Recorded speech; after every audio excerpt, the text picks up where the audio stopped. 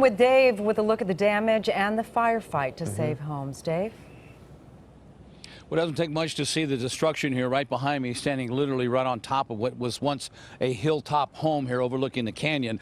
I am told by some firefighters that this area hasn't burned since 1979, and I was also told that there are certain parts of the canyon, certain brush, because in that 79 fire it hopscotched all over the canyon. There are some brush areas that haven't burned since the 1930s. So you can see what the firefighters were dealing with when that emergency call came in the middle of the night.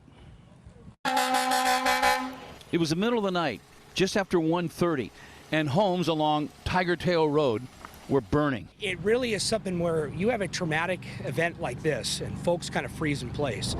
But fortunately, in this case, they didn't. They evacuated. They got the notice, they didn't hesitate, and they took off down the long, narrow, winding road, the fire ablaze behind them.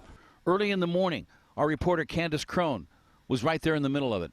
It's really, really hard to see. We're going to back up just a little bit because the smoke is just so heavy. It's so thick. But yeah, the embers seem to have died down just a little bit. These folks got a warning at about 2 o'clock this morning from a dead sleep to evacuate, grab everything they could at that point, and immediately leave. Remarkably, there were no injuries. And this, what was left behind? At least 8 homes destroyed and 5 damaged. And as you look around, you can't help but shake your head at what could have been.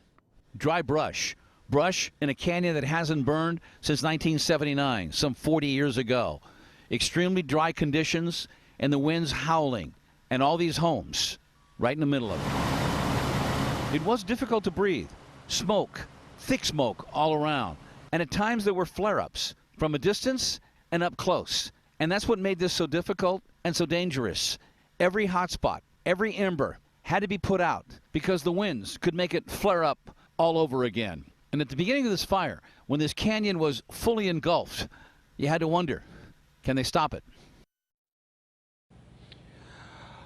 Well, they stopped it with minimal damage, 8 homes. When you stop and consider what could have happened as you take a look at that picture, you can't help but think maybe this was a nice family home. Children, could have been their grandchildren here. Get that call, get that notice on your cell phone. Some people got a phone call, some got the cell phone notice. Middle of the night, you're dead asleep, and all of a sudden you see flames all around you, and you're going down this very narrow, winding road, and you're hoping you can get out. Everyone did. Reporting live from Brentwood, Dave Lopez, Kick On Line News.